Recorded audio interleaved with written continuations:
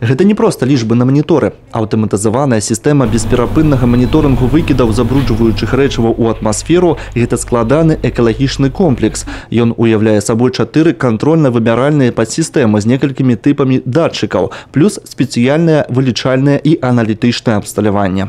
На Пинской ТЭЦ выполнена установка на дымовой трубе 150 метров, автоматизированная система непрерывного мониторинга выбросов загрязняющих веществ в атмосферный воздух, что способствует обеспечению экологической безопасности сжигания топлива на котлах Пинской ТЭЦ, выполнению требований природоохранного законодательства, получению достоверной информации о выбросах загрязняющих веществ котлами в атмосферный воздух в режиме реального времени. З дапамогай новага комплексу будзе весціся бесперапыннае вымярэнне хуткасці, тэмпературы і ціску дымавых газаў. Усе паказчыкі будуць перадавацца ў лакальную вылічальную сетку станцыі. Далей даныя будуць фарміравацца ў справаздачу и захоўвацца ў архивах.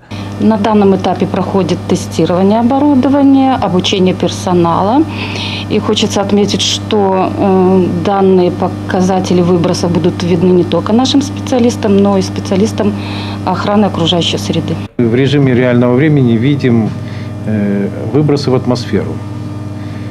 Если все нормально, значит, то цифры светятся в обычном цвете. Если идет превышение нормы какой-нибудь, загорается сигнализация внимания и высвечивается красным цветом тот показатель, который превысил норму. Вот. Естественно, надо принимать сразу какие-то меры, проверить режим горения в котле и добавить либо убавить топливо в воздух.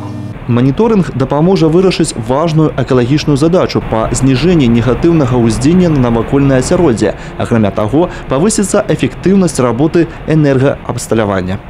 В данный момент мы видим, что все показатели входят в норму. Они меняются где-то с периодичностью в 5 секунд. То есть постоянно идет обновление.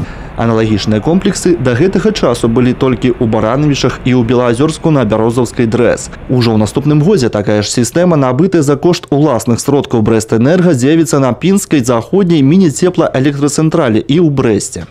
Тацяна Будгасаім, Олег Завадскі, Александр Зіячэнка, тэлерадыёкампанія «Брэст».